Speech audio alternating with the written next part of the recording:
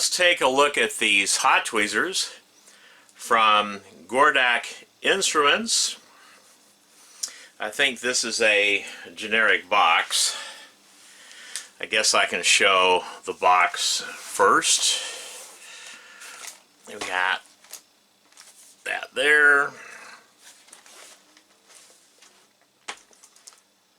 And it's the model number 902 Hot Tweezers. Then there's that part of the box. Okay, so let's open it up. Try to keep it underneath the camera so you can see it real good. Okay, so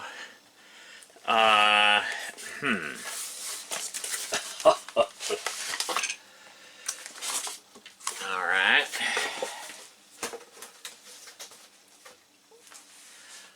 Okay, I don't know if I like how they packaged this. I mean, just look at that, the way it was packaged. I've never seen anything packaged like that. I mean, oh my God. Okay. Well, I got my trusty scissors here. So,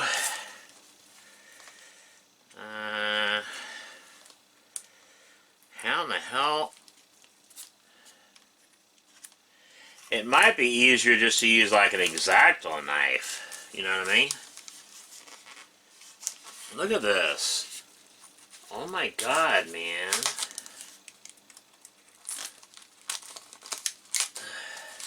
Anyway, I need these Hot Tweezers for recapping my Amiga 1200 computer, and I want to show how to properly do that because I'm tired of it being shown the wrong way. I have not seen anyone on YouTube show how to properly remove the original surface mount capacitors from an Amiga 1200, and especially how to solder on the new surface mount capacitors onto an Amiga 1200 motherboard. So I decided, well, I'm going to show you guys a proper way to do both. But in order to do that, I needed to get myself a pair of Hot Tweezers. Do not use hot air. And I see so many of you using hot air. Do not use hot air. Okay, you want to use Hot Tweezers. Okay, you do not want to use pliers, like those pliers to, twist the original capacitors off. I see so many people doing that, and that is really stupid. That's a stupid, lazy way of doing it. Just don't do it that way. Okay? Don't do it that way. I have to admit, I don't like the way they did this. I mean, oh my God. Look at this.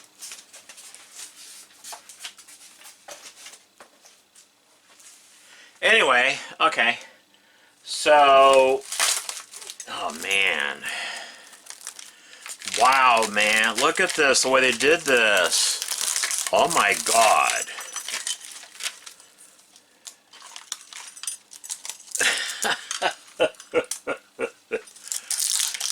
Boy.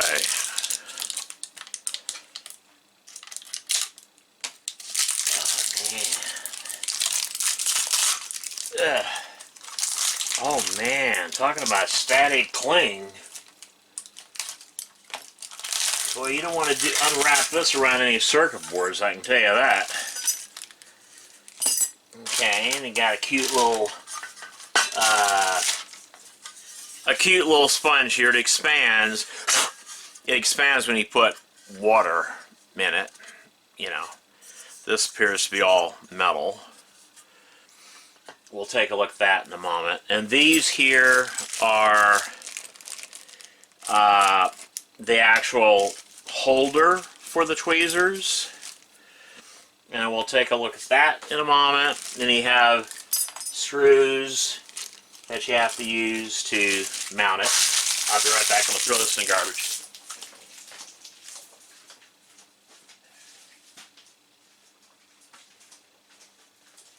Alright, let's take a look at the rest of this, shall we? Here's what, the base unit. Actually, let me take out the Hot Tweezers first. I mean, look at this, the way they did this. Oh my god, man. This has got to be the worst packaging I have ever seen. And I've seen a lot of bad packaging, trust me.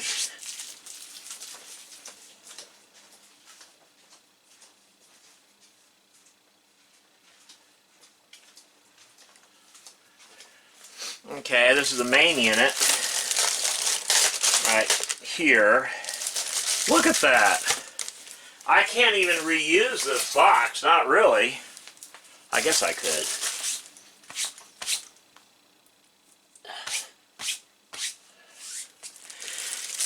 Okay, so this is the base unit, and we'll take a look at that in more detail in a moment.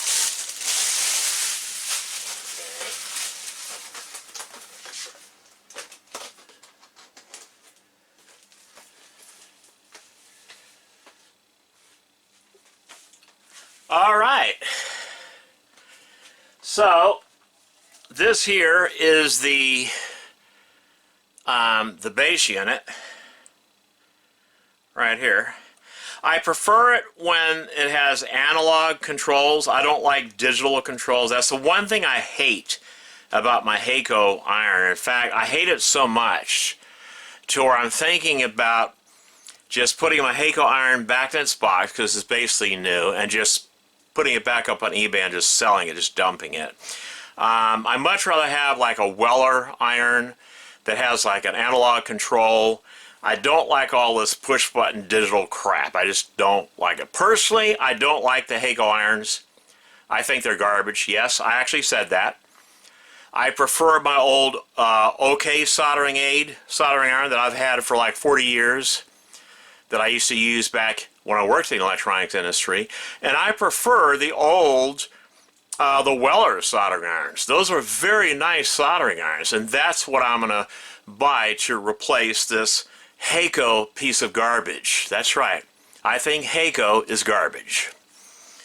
But there's a lot of hype going on about Heiko. Oh, you got to get yourself a Heiko iron. No, I don't.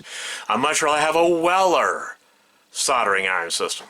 And that's what I'm going to get. And when I get my Weller soldering iron, I will show that. Okay, and I will compare it to the Heiko piece of garbage. And you will see the difference in quality and design. Okay, so stay tuned for that future exciting episode. Anyway, here's the Gordak 902 base unit for the Hot Tweezer. I think you can also use, you could plug in their soldering iron into this too. You know, it goes from, okay, it's Celsius and Fahrenheit. White is Fahrenheit, and the gold is Celsius. So it goes from 200 Celsius all the way up to, what, 480? Let me use my magnifying glass. Okay, and then in Fahrenheit, it goes from, looks like, my old eyes can't see that anymore. Okay, it goes from 392 degrees Fahrenheit to 896 degrees. That's actually quite high. I wouldn't recommend going above 700 degrees Fahrenheit. You should never have to go higher than that. Yeah, in fact, I would keep it between 550 and 650. Yeah, you should never have to go above 650 on these Hot Tweezers. So, yeah. Anyway, there's the back of the unit. Okay, standard power cord. There's the bottom of the unit. Okay, it feels like it's very good quality, like it's very well made. I mean, for being, you know, a no-name China you know, piece of equipment. It actually feels like it's good quality, and it looks like good quality. Okay, so when I come back from my coffee break, we will take a look at the rest of these Hot Tweezers.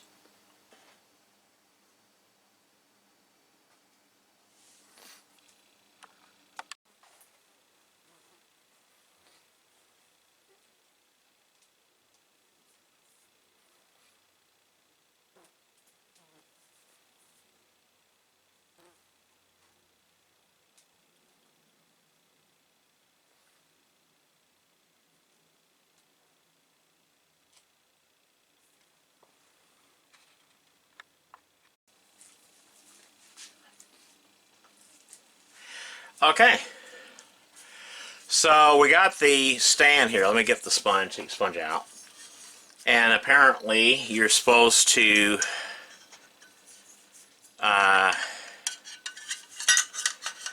put this on, just screw it in place. So we're going to go ahead and do that. And yes, I'm using a low torque, one of my low torque German screwdrivers. I just love these screwdrivers. And I'll put one right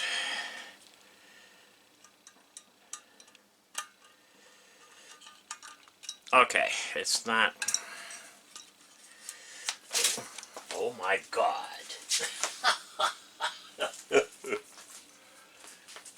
Okay, usually I use my 7-power magnifying goggles when I do work like this. Yeah, that should work. Okay. Alrighty, let's do this again, shall we?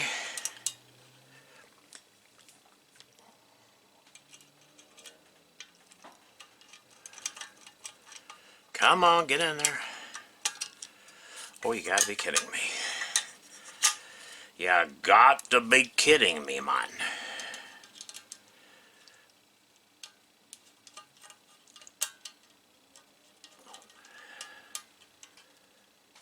This thing is going in there, ain't it? Oh, why isn't it going in there? Is this the right threads or what?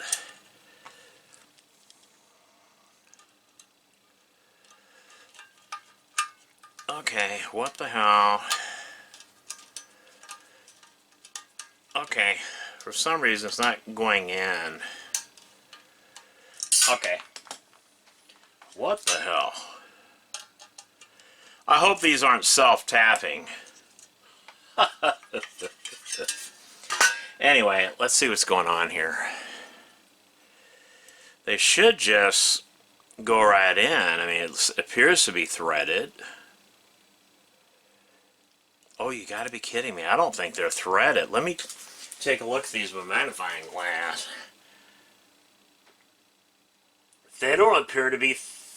Actually, they are threaded. Okay. Well, it's time to bring out the big boy.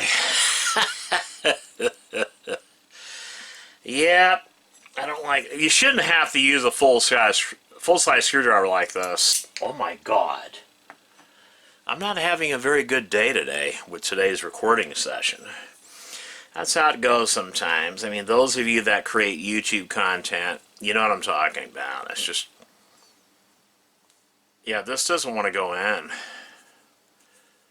It's like really tight. Wow. Yeah, I don't think... Oh my God. China-made piece of garbage? Oh my God, look at that. I need to put on my goggles.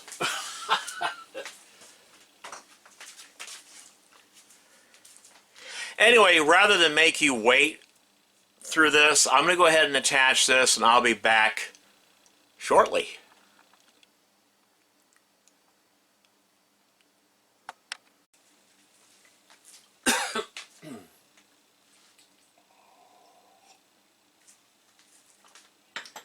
Okay, I managed to get that on there. There was paint in the threads that made it very difficult to put these bolts in, but I managed to get them in, and they're not stripped, and it looks nice. And then when you put water on this, it expands. So this part here is not too bad. This is the holder for your soldering tweezers, or hot tweezers, you know. It's made out of metal, you know, it's made out of metal. So, yeah. It's like a thin, I don't know how you would say it. It's more like it's like a real thin metal. It's not the normal heavy stuff like you would find on some of the other China knockoff, you know, soldering equipment. You know, this is more of a, you know, a real thin metal. But it's still good. I mean, I would consider it good quality. Okay, so I'll put that over there. And these are the actual hot tweezers themselves. Now you will have to adjust these. Okay, you will have to adjust these. Okay, but they appear to work really well. And you can get replacement tips. You can get replacements, and I'm planning on getting like about 10 replacements, because I'm going to keep these for the rest of my life. Then I don't want to have to worry about trying to locate new tips in the future, you know, because I don't know how long this company is going to be in existence. But they appear to be, from what I see, they appear to be good quality, and I think they're going to work really well for removing the surface mount capacitors on my Amiga 1200 motherboard. But this is the proper way to remove those capacitors. Do not twist them off. Do not use hot air. Just don't do it. This is the proper way. Okay, you need to invest in a good pair of, well, a good set of hot tweezers. Okay, and let's take this off. Now, I did look at the Heiko hot tweezers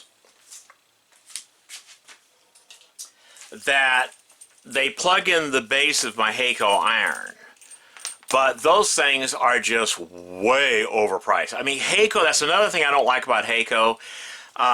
They're greedy. I don't like supporting greed. There is no excuse for something like this costing over $200. And then you got to spend another $80 to get this. And you've got to already have the Heiko base unit. So I think Heiko is just pure greed. That's another thing I don't like about them. I think they're way overpriced for what you get.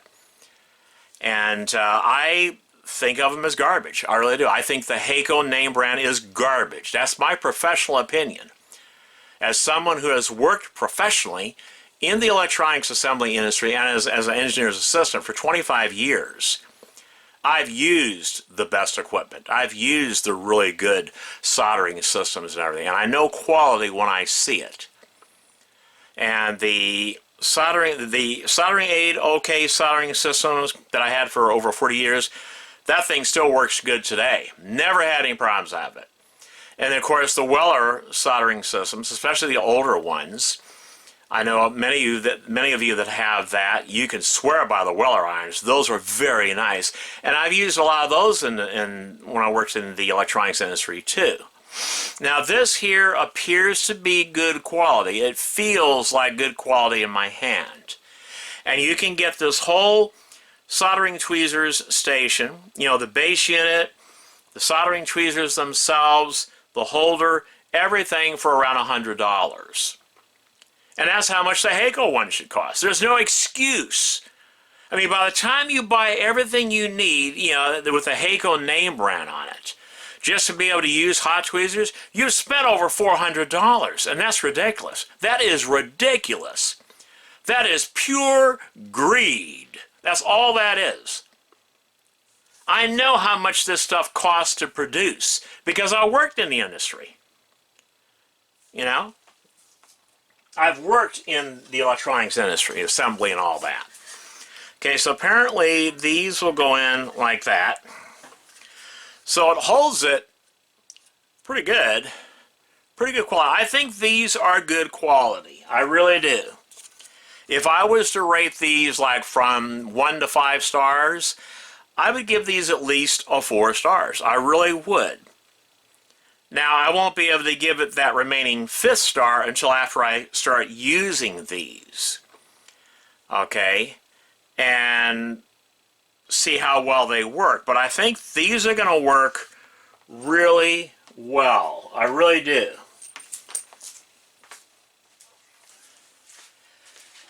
Okay, and then we got the base unit. Okay, is it underneath the camera? Yeah, I got the base unit. And we just plug that in like that. Yeah, this appears to be good quality. It looks like good quality. It feels like good quality. I mean, I don't know if you can understand what I mean by that. But this feels like it's good quality. It really does. I'll put it at 600 degrees Fahrenheit. That should be plenty. Okay. But, yeah. I think it's actually very nice. I really do. I think it's a very nice soldering tweezers. Very nice. Trying to get it all where it looks nice underneath the camera. But anyway, yeah, I thought I'd do a review on these, or actually an unboxing, and I'd show them to you. I think they're just as nice as the Heiko for about a quarter of the price. You know, I think Heiko is just way overpriced. They really are. And it just pisses me off to the point to where I'm going to actually sell my brand new Heiko iron that I bought. I'm going to sell that piece of garbage, and I'm going to replace it with a Weller soldering iron system. I think they're a lot nicer. They're about the same price, maybe a little bit cheaper. And for the Hot Tweezers, these here I think are very good. I highly recommend these. They feel like they're good quality. They look like they're good quality. I like the fact that it's got an analog control, none of that push-button digital crap. And the way these tweezers, I mean, you could tell. You could just feel it. You can see it. These, I think, are going to work out really well. I really do. I think they're going to work out really well. Okay. Anyway, that's it for this video. I hope you enjoyed it. I like to do reviews like this once in a while on stuff that we use to repair vintage computers and to build stuff in electronics and things like that, you know. And I think you guys that watch my channel, I think you appreciate it when I do videos like this too, because maybe you were thinking about getting a pair of Hot Tweezers. Maybe you need to recap your Amiga 1200. You want to learn how to do it properly. Well, I'm going to show you how to do that. So stay tuned for that. That should be in the next video, part 2 of my Amiga 1200 computer series that I'm working on right now. And I've got all the capacitors. I've got, here they are. I'm using high quality Panasonic, you know, Japanese capacitors. Okay, but I gotta get the old ones off first. And I'm going to show you guys how to properly do that without burning or melting the keyboard connector or the audio jacks. I'm going to show you how to do all of that. So stay tuned for this exciting content that is coming up. Other content that I have coming up real soon this year, okay, I'm going to be doing a video on my Apple IIc Plus computer. I'm going to show that computer. But I never liked the fact that it has a 3.5-inch disk drive. I think that's stupid. It's an Apple II computer, okay? Why not have a 5.25-inch drive like the Apple IIc, the normal Apple IIc computer?